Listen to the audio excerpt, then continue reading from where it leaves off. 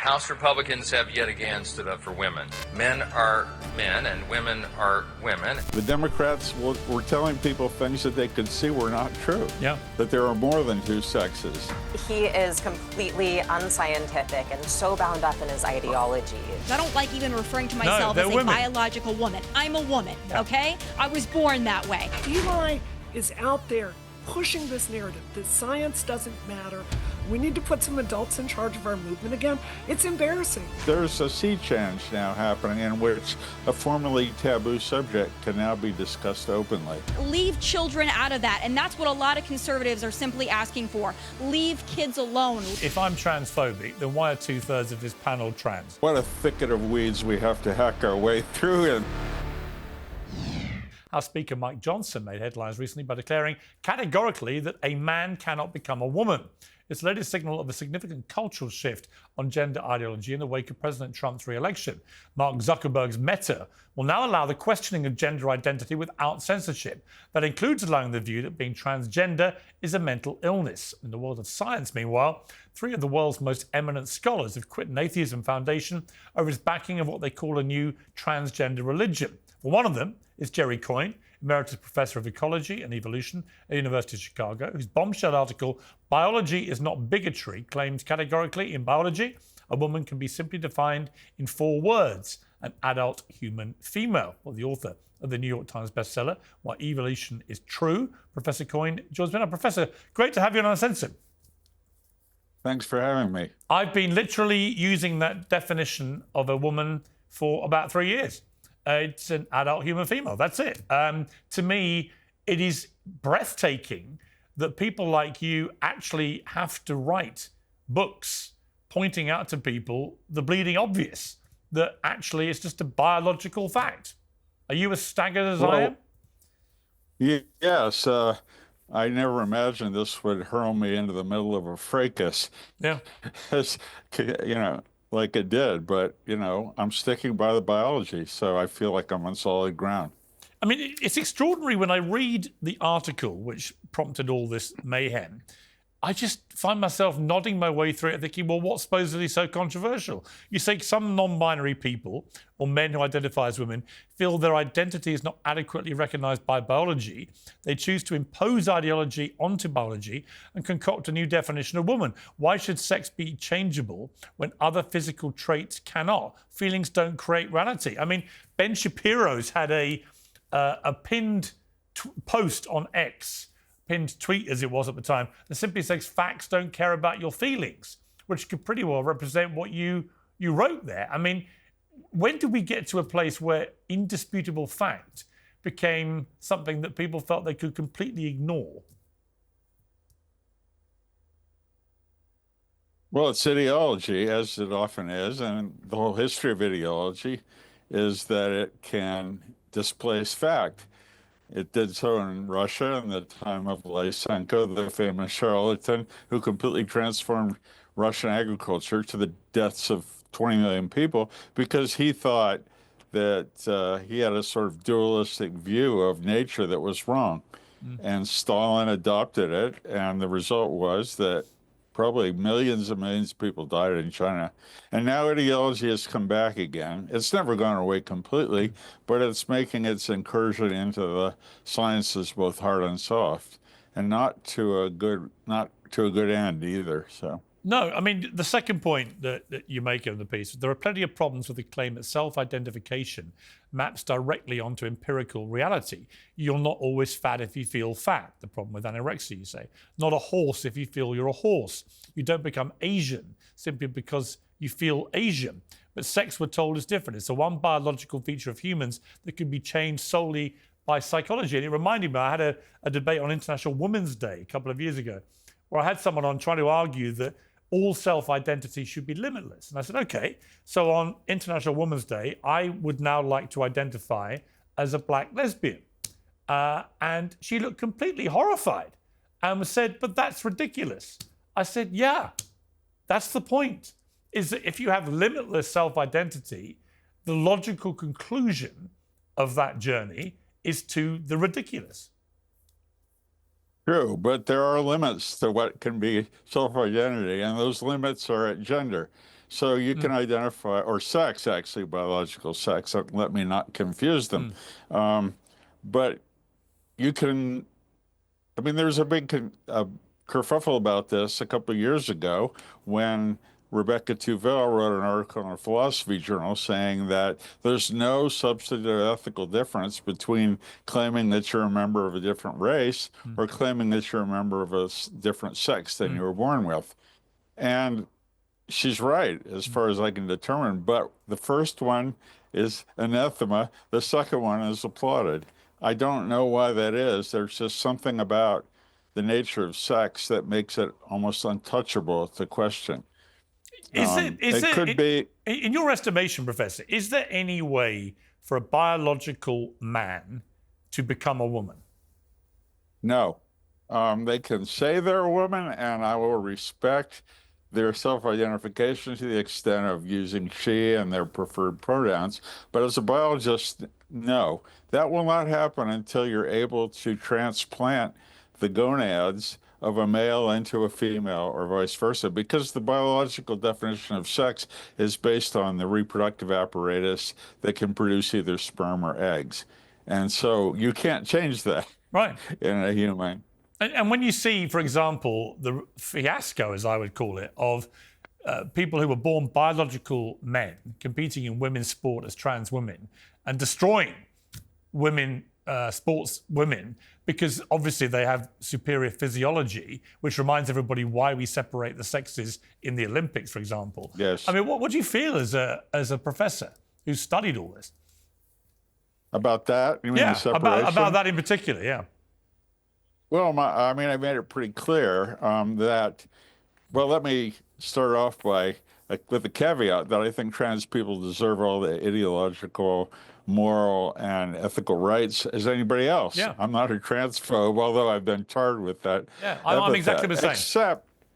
Except that there are situations that hold for trans people that don't hold for, say, gays, and that's that there are a clash of rights that transgender people have against other groups like women. So there are so-called women's spaces that you have to carve out some of the rights from transgender people to give rights to other groups like women. I mean, it's women mostly that come into play here, not men.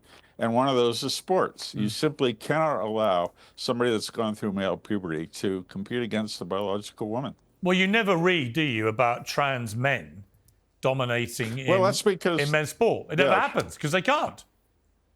Well, yes, that's true. And so people have proposed that we have an open category that comprises men, trans men, and people of indeterminate gender, and that will be the second category, and then biological women is the other. I think that's a pretty good solution. Nevertheless, some men's sports have banned women on the grounds, or trans men, i.e. biological women, on the grounds that they could get hurt. Yes, of course. World Rugby has done that, for quite example. rightly. So, yeah. I mean, I always use the argument, look, if Mike Tyson or Floyd Mayweather suddenly put their hand up and said, I'm now a woman, would we allow them into a ring, even if they were paired against a woman, a biological female woman, an actual woman, who weighed the same? No, because the physiology of the bone mass, the lung capacity, the strength, the power, everything, and on every metric you could think of, obviously Mike Tyson and Floyd Mayweather would probably kill that woman in a ring. We saw it in the Paris Olympics with the Algerian Imam Khalif, who no one's quite sure what the reality is of that situation, but it appears that she was banned from the World Championships for having male chromosomes. But a woman who fought against her in an early round quit after 40 seconds, saying she'd never been hit that hard in her entire career. So this is dangerous now, where the ideology, and I totally agree with you, it's right to the point where trans rights start to erode existing women's rights to safety, to equality, to fairness. That is the problem. It's not about wanting trans people to have fairness and equality. Of course I do, and I want them to be safe. I just don't want women's rights to those things to be trampled on in the process. And when I see the scene like we saw in the Olympics of this poor boxer literally throwing the towel in after 40 seconds because they couldn't stomach or withstand the pain of being hit that hard by somebody who is almost certainly more a biological man than woman, you realise how dangerous this becomes. Yeah, it's palpably unfair. I mean, this is why, if you ask Americans as a whole, whether they think that biological men, i.e. trans women who identify as women, should be competing with biological women in sports, 70% of them say no. So that, I mean, there's a sea change now happening in which a formerly taboo subject can now be discussed openly. And that's what I tried to do in my article, which was censored by the FFRF. And unfortunately, I'm receiving more hate mail now for that than I ever have in my life. Most of it calling me a transphobe. I don't hate trans people. I'm just trying to adjudicate the clash of rights that's going to be inevitable when you have this kind of thing happening. And you're completely right. And the people who hate you are completely wrong. I had Neil deGrasse Tyson on recently, the astrophysicist, and I asked him about this issue, and he gave an extraordinary response, which did lead to him being mocked quite widely. But this is about the whole trans sport issue. The future of sports does not distinguish sex. It distinguishes and sorts people by hormone ratios. I'm making this up, but imagine that if that were the case. That would be interesting. You get a hormone test, you're in this range, and then you compete against other people with the same range of hormones. That's ridiculous. What did you make of that? Yeah, unfortunately, he's very wrong because they did use hormone tests in the Olympics and in other sports competitions, and that's the way they distinguish the two groups. But it's proven now that that isn't correct, that if you go through puberty and you take hormone supplements, it doesn't matter because the advantages that you gain at puberty, and I'm talking about male puberty, the strength advantages, the bone advantages, the muscular advantages, those seem to stay with you for years, if not the rest of your life. Forever. And you can take as much testosterone as you want, but that's not going to eliminate palpable physical advantages of males over females, or trans women over women. But when you see someone, as eminent as Neil deGrasse Tyson, a proper scientist, when he says that kind of thing, what do you feel?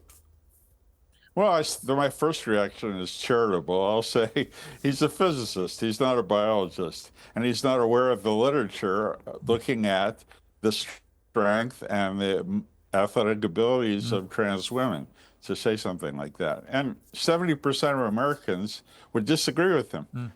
I mean, they can see the unfairness. They can see that there are two sexes, and this is probably one reason why that played into the Democratic defeat in the election, is that the Democrats, who tend to be progressive, the extremists, I'm a Democrat, but I'm more centrist and I hope more rational. The Democrats were telling people things that they could see were not true. That there are more than two sexes.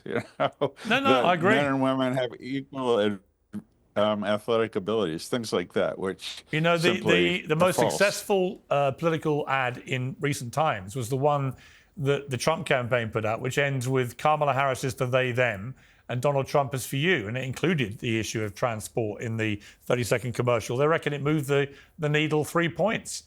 Because it resonated with most Americans. Were like, well, yes, of course. Yes, that's very clever. It's not clear how much role that played, but it's also clear that the Democrats had nothing to counter that ad with. No, well they couldn't because Kamala was on record as supporting all this nonsense. So the scientific case for trans was outlined in a Scientific America article called Stop Using Phony Science to Justify Transphobia. They argued there is bigotry in the position adopted by Richard Dawkins, Steven Pinker, and yourself. And I want to go through some of the stuff they said. They said the popular belief that your sex arises only from your chromosomal makeup is wrong. The truth is your biological sex isn't carved in stone, but a living system with the potential for change. A half-century of empirical research has repeatedly challenged the idea that brain biology is simply XY equals male brain or XX equals female brain. In other words, there's no such thing as the male brain or the female brain. The science is clear and conclusive. Sex is not binary. Transgender people are real. It's time we acknowledge this. Defining a person's sex identity using decontextualized facts, in inverted commas, is unscientific and dehumanizing. What did you make of that? Well, I would say what a thicket of weeds we have to hack our way through in that sense. I mean, there's so many things wrong with what it said. I'll just single out two. First of all, sex is binary. That we have males and females that are defined by the types of gametes they produce, sperm versus eggs, or the reproductive apparatus to produce sperm or eggs. If you're a sterile male, you're still a male. And so sex is binary. The proportion of exceptions to that in the human species is between 1 in 5,600 and 1 in 20,000. So basically, it's binary. The chance that you're non-binary is the same as the chance of tossing a quarter in the air and having it land on its edge. And when people, the people that say that sex is a spectrum, when they toss a coin, they don't say, call it heads, tails, or edge. I mean, they recognize that basically there's two outcomes and the intermediates are minuscule. Now, that's not to say that these intermediates should be demonized or erased or dumped on in any way. As I said, I'm not a transphobe. But you have to recognize that sex comes in two forms. So that's the first problem with that. The other one is, and I noticed this immediately when I read this article, they say that there's no such thing as a male brain or a female brain. And yet they say that trans people have brains that are intermediate between male and female brains. Well, you can't maintain both of those positions at the same time. Right. In fact, the science of male versus female brains is in flux. And especially the science of people who claim to be of intermediate gender is in flux. It's not clear whether trans people do have intermediate brains, if there is such a thing as brain differences, or if those trans people that do show intermediate, you see, are really gay people who say that they're trans. And there's a difference between being trans and being gay. So yeah, I mean, how would you describe that difference from a biological perspective? Well, trans, you feel like you're born in the wrong body, and you want to assume the other body. And I'm not denying that those people exist either. I think they really do. I don't know when it starts, this feeling of, being in the wrong body, and so therefore, and some of those people try to assume the features of the body they were not born in. So they'll have surgery. They'll have top surgery, they'll have bottom surgery, they'll take hormones, they'll shave, etc. But some of them don't.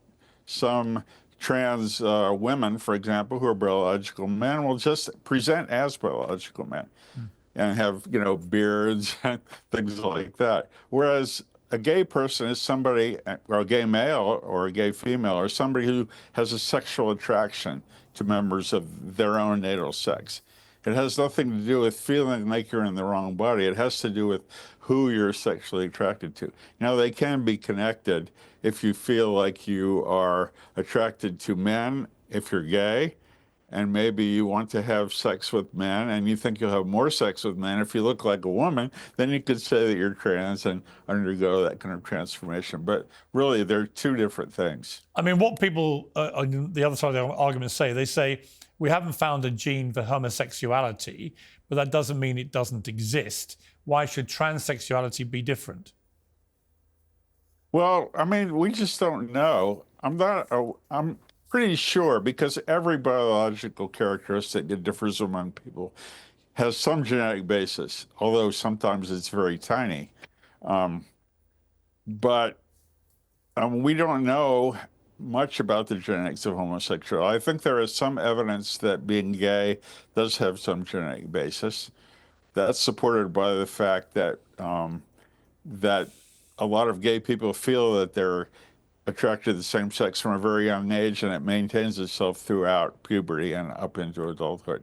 About being trans, we have no information yet, because it's such a new feature of human sociology about the genetic basis of that. It could well be that there is a genetic basis for it, but remember, if there's only a small genetic basis for something, then biologists would tend to ignore it. Moreover, the degree of genetic basis of a trait says nothing about how much you can transform that trait by social intervention, for example. When this whole fracas, as you put it, blew up, I mean, when you were talking to Richard Dawkins and Steven Pinker about what was going on, were you all equally kind of bemused, baffled, or how would you categorize your thinking about it? Well, sandbagged would be the American word for it, because we had no idea this would happen. We're all on the honorary board of the Freedom from Religion Foundation. And we have in the past warned them that they're widening their mission, going outside their mission by dealing with things that don't involve church-state separation, which is the purview of the FFRF. It's to enforce the First Amendment, to keep church and state separate. But they started getting into the so-called woke ideology, transgender politics, things like that, which don't really have much to do with church-state separation.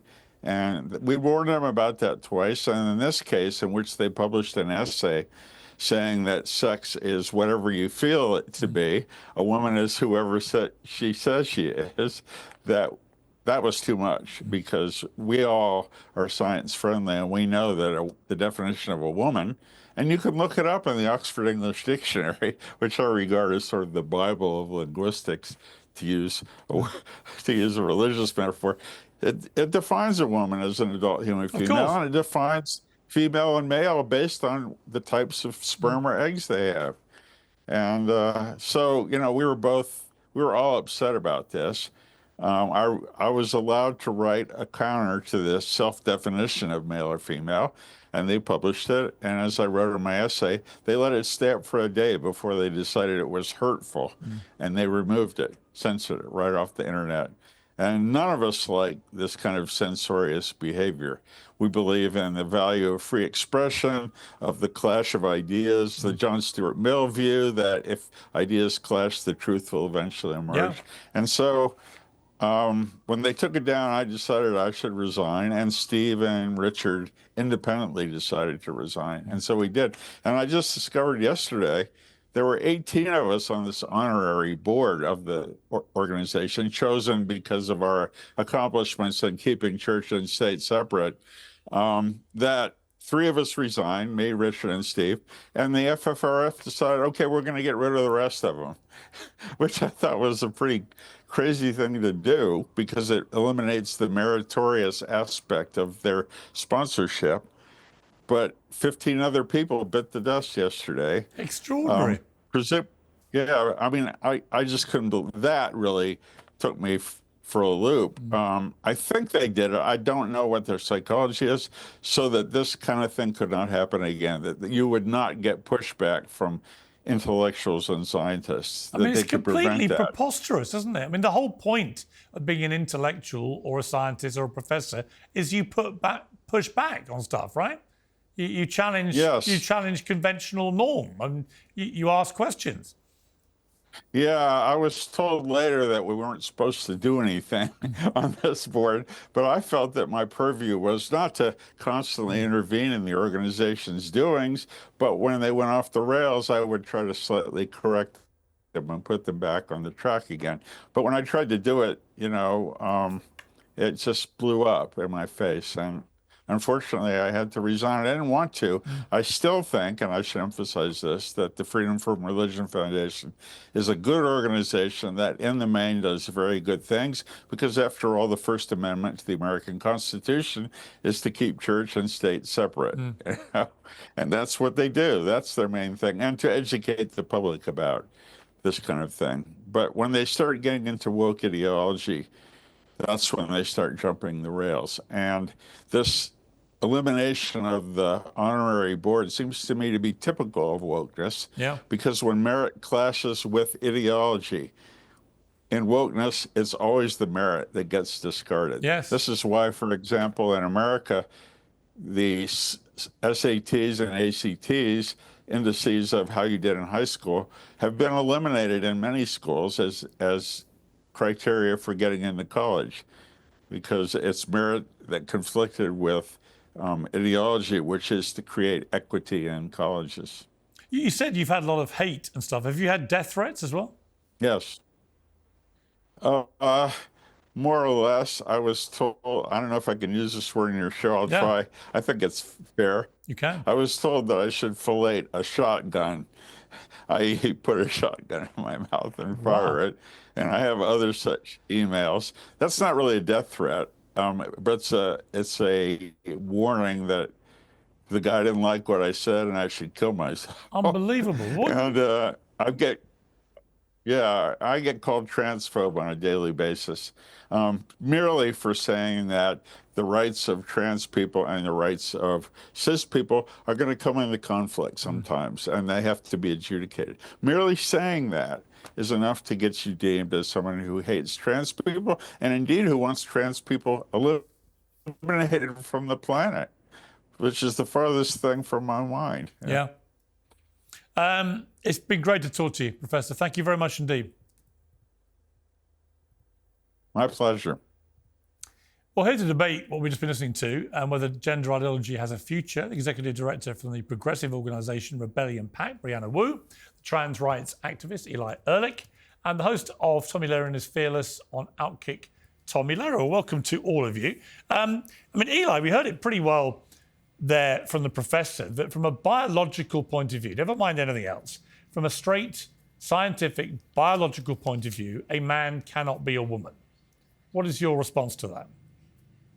He is completely unscientific and so bound up in his ideology that he isn't even paying attention to the vast majority of biologists, including those from the American Academy of Sciences, who disagree with him and do acknowledge that sex describes a variety of different characteristics that can be changed. Do you not accept, there's a reason, for example, that we separate the sexes at the Olympics. It's because there is a presumption based on reality, fact, data, that biological men are superior in almost every physical way imaginable. They're more powerful, they're faster, they're stronger, they have greater lung capacity, and that if you didn't separate the sexes, if you took this to its logical extension, where biological men who become trans women start to just compete in the Olympics all in a free-for-all, a gender-neutral Olympics, then biological women would simply never win a medal again.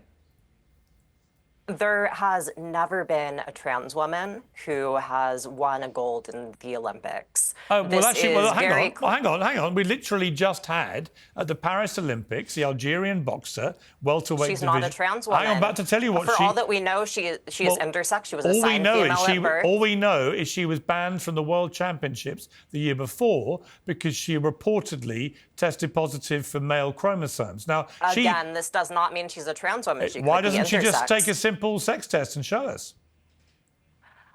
We can't speculate about someone's Actually, chromosomes. we can when they win gold medals, because you just said it's never happened. When a woman, or says she's a woman, wins a gold medal in a women's sport, and when one of the female competitors who competed against her in an earlier round said she had to quit after 40 seconds because she'd never been hit that hard, damn right we can ask some difficult questions, even if it tramples on a few little oversensitive feelings. It is ridiculous. There was no sex test done. Said she supports a main Khalif's right to participate. Why didn't she have a sex test to clear this up? Again, I can't speculate about someone's gender. But would you not support having sex tests? It's the easiest way to determine somebody's sex. You give them a test. I think, like Neil deGrasse Tyson said, that we should have different levels of competition. How? Explain to me how that would work. There are different metrics, and this would depend sport by sport. Most sports now do allow trans women to compete. I also do want to correct something, too, that there have been several trans men who have won in male competitions at the global level. What were the competitions? This includes everything from rugby to swimming. Rugby? You think there's a trans man who's beaten all the men at rugby? I'm not saying that a trans man is the best person in the world, the best rugby player in the world, but there are plenty of trans men who have competed at the global level. Yeah, this is very easy to Google. There aren't plenty. There are very, very few. And what they don't do is they don't win because they're physically inferior. Tomi Lahren, again... OK, let me bring in Tomi. We've got two other panellists.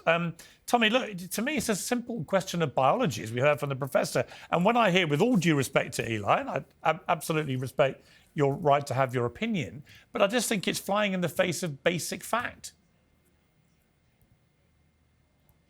It is. And, Piers, I wonder, is it going to take a female athlete being seriously injured or even killed for people to understand how serious this is? It has nothing to do with transphobia and bringing up trans men or biological women who are competing against men because they are trans men, whatever the terminology is for all of that. You don't see the outrage at that because, as you mentioned, Piers, they're not winning. They're not crushing the competition. And if they have, it's in very, very few cases that are negligible. What you're seeing also, you're not seeing the outrage about that because it's very few cases, I haven't heard of any, where trans men, biological women who are transitioning to men, want to be in men's locker rooms, that want to make men feel uncomfortable while they're changing, being in their changing space, watching them undress. So it's a completely different situation. And when you ignore not only biology, but when you ignore gender itself, why should biological women, and I don't even like saying that, Piers, I don't like even referring to myself as a biological woman. I'm a woman, okay? I was born that way.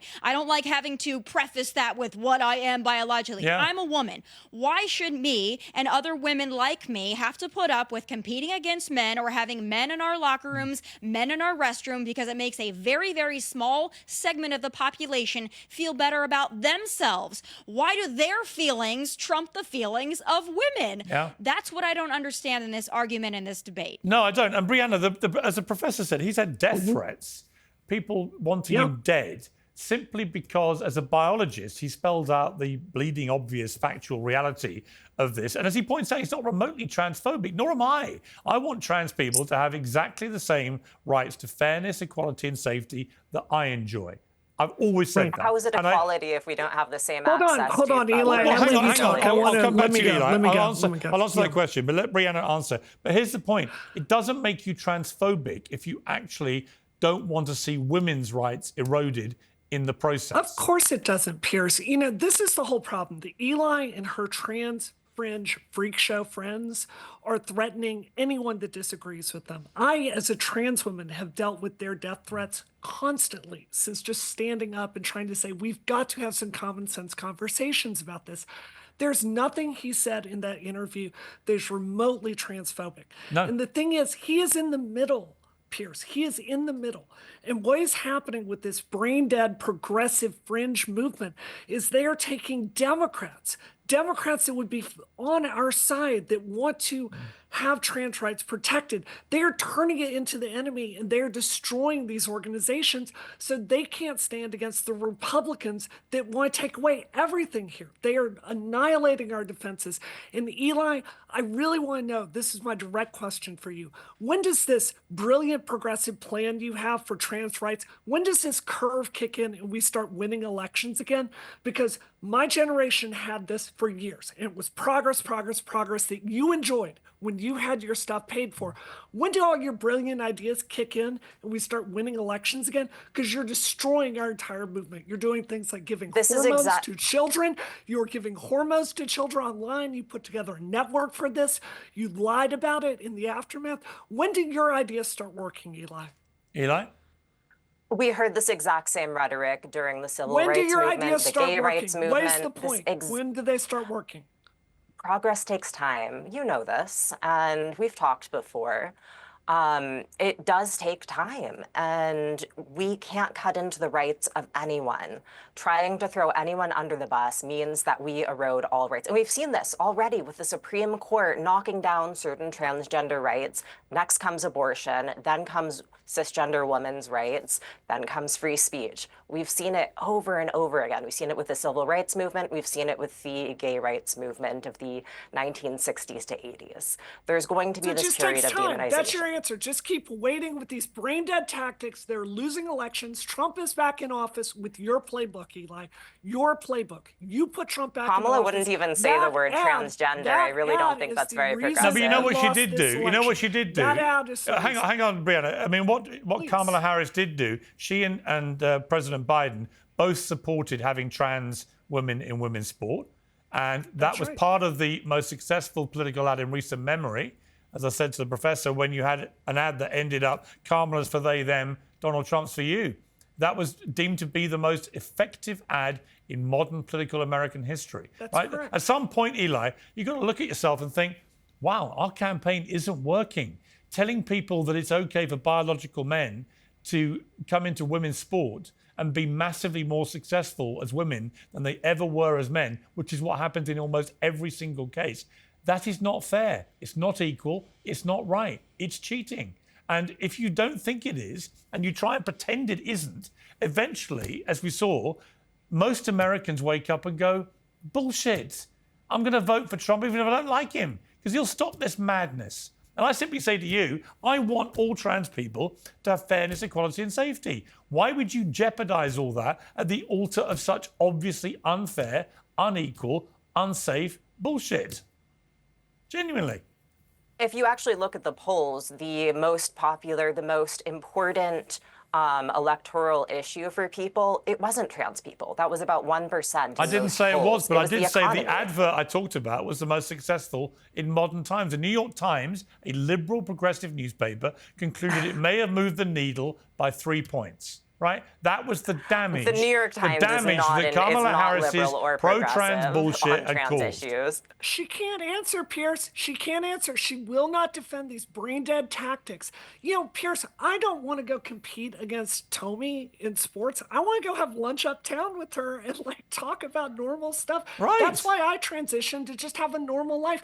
Eli is out there pushing this narrative that science doesn't matter, that sex doesn't matter, that we can just roll into every space. She claims to be a feminist, but she doesn't want to make any common sense compromises with the women she says she speaks for. Yeah, and we see, as we saw with J.K. Rowling, and we saw with the professor, and we see with everyone. I've had it. When you poke your head over this, Tomi, and you say this stuff, the trans lobby, let's just use the collective phrase. I'm not saying they're all like this by any means. I'm not even going to you, Eli, but the abuse, the threats, the viciousness, the calls to be cancelled, the targeting of your employment, of your bosses, and so on. It's so insidious. And to me, it's so self-harming to the cause. I know people who are trans, who are very quiet, want to get on with their lives.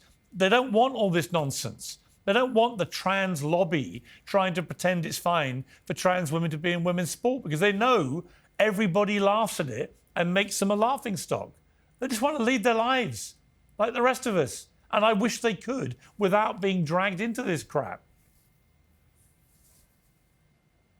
Yeah, and Piers, look no further than the way that Caitlyn Jenner is treated by the left and by many in the LGBTQ rainbow mafia, as I call them. That is that far left fringe part of the LGBTQ movement that is seemingly louder than the rest of the movement, and that's really unfortunate. But I'll tell you, Piers, what I think a lot of this comes down to. I think that there are a lot of activists and a lot of activist organizations out there that make a lot of money on this issue. And if it were not for this controversy, if it were not for them continuing to encroach on women's rights and women's sports and women's spaces, they wouldn't have a job title. They wouldn't have a crusade. They wouldn't be able to fundraise. So whereas many people are completely fine with LGBTQ, they support it, people living their lives, I'm one of those people.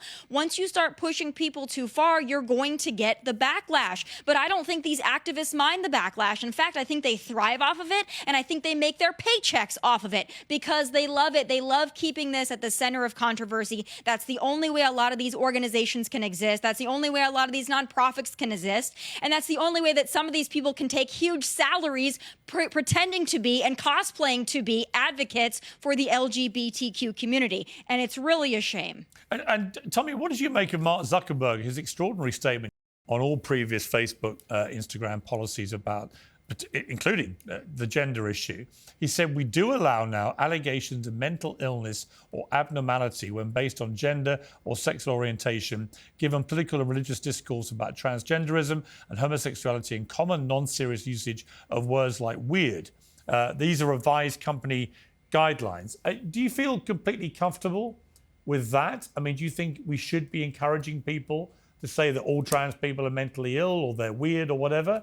Or do you think that slightly crosses a line of being fair and equal to them? Well, listen, free speech is saying what you want to say. It's also hearing what you don't want to hear. There's plenty on these so-called free speech platforms that I don't like to see. I don't like to see transgenderism pushed on children, but unfortunately, that's been in existence on Meta platforms and on TikTok for several years now. It's unfortunate. So I think you need to open up the other side of the conversation. I'm not all the way optimistic that Meta is actually going to do that. I mean, anytime we talk about even equality for women in women's sports and them being able to compete at a high level with other women, you're censored on Meta platforms. I know because I work for Outkick that talks about this issue a lot and is at the forefront of the issue. So I'm cautiously optimistic. But listen, I don't agree with bullying people, calling people mentally ill or weird. I don't personally do that. I don't like it. However, if you're going to have a platform that talks about both sides of the issue, you have to let the other side be able to speak as well. I'm hopeful that we can see that.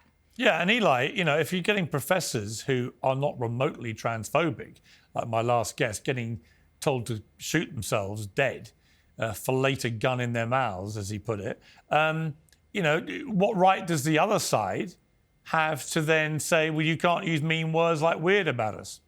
Genuinely. Well, that's a huge generalization, Piers. I don't support anyone encouraging abuse or harm to anyone. And most trans people don't either. Like Brianna said, there is a very reactionary fringe who may engage in these very harmful behaviors and rhetoric. This doesn't represent all trans people. And surprisingly, I also find myself agreeing with Tomi that no, we should not have bullying on these platforms. And this means also not calling trans people weird.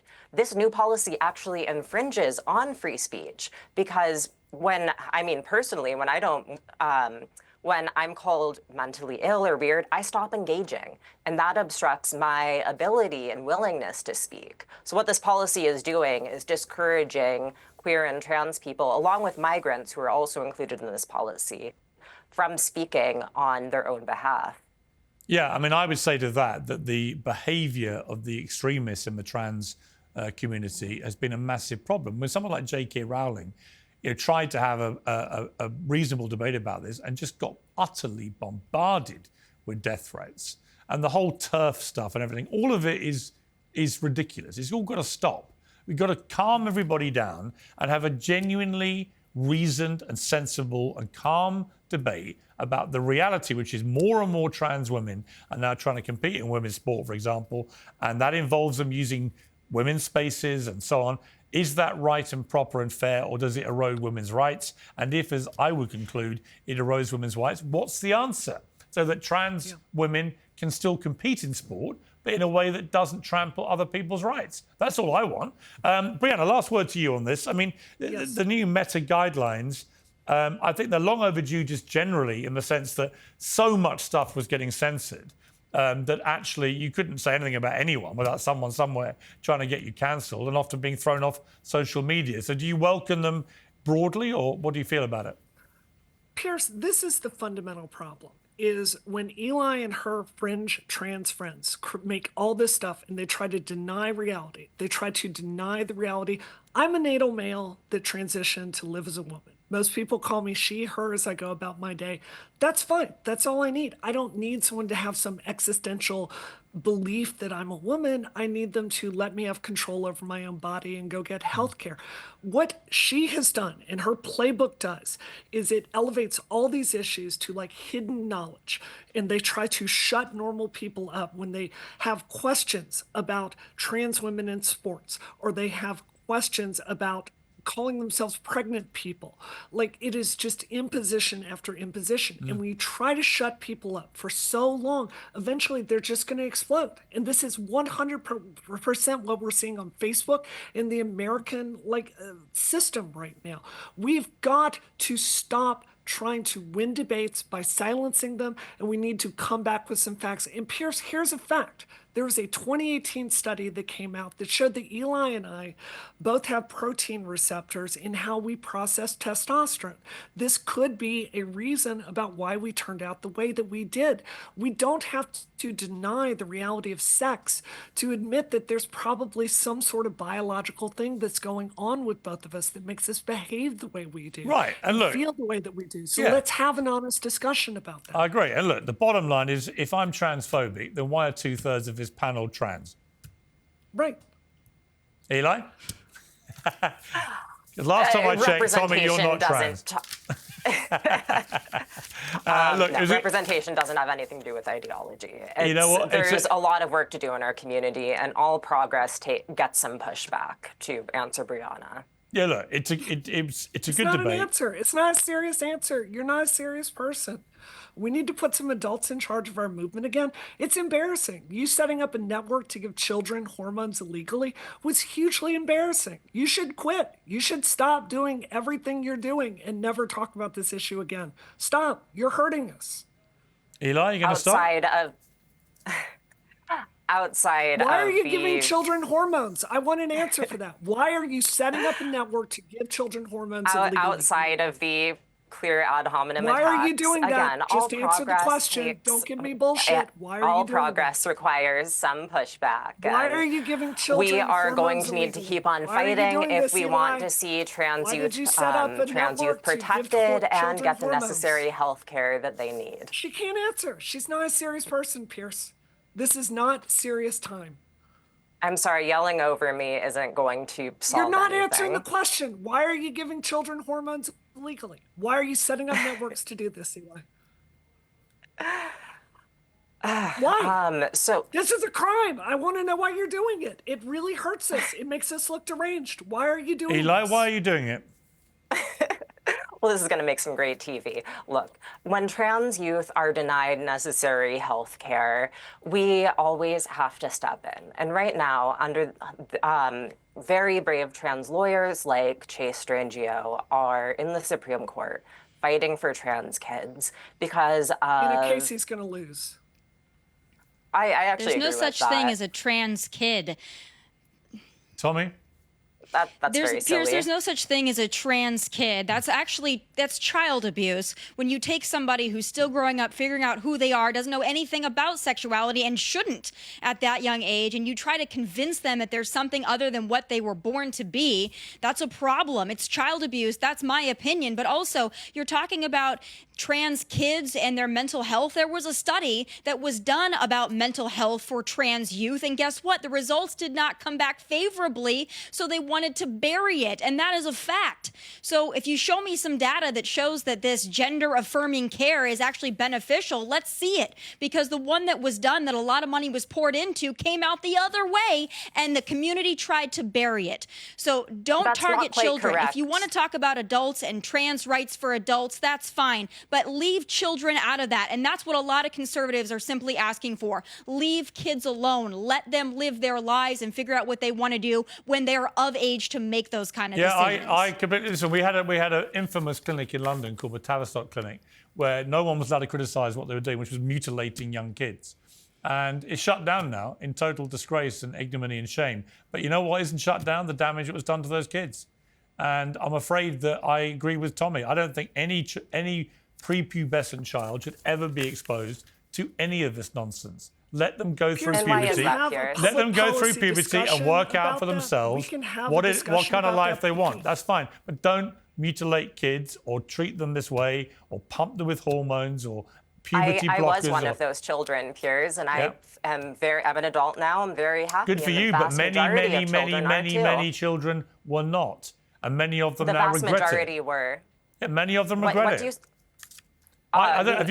Have you had kids, everywhere Eli? between 1 and 2.5. Eli, have you had kids? This doesn't matter. I was one of those No, children. have you had kids? I'm asking you, are you a parent? No, of course not. Okay, so I've got 4 Except kids. for one I've beloved got 4 cat. kids, and I know, and my brother had 4 kids, my sister had 4 kids.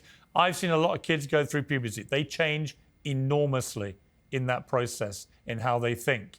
I've seen young girls who are tomboys who then completely change, having come out of puberty. Everything changes yet, over emotionally, 90% of trans psychologically, children maintain physically. their gender And identity. to try and tamper with that process, I think is a form of child abuse. I agree with Tomi.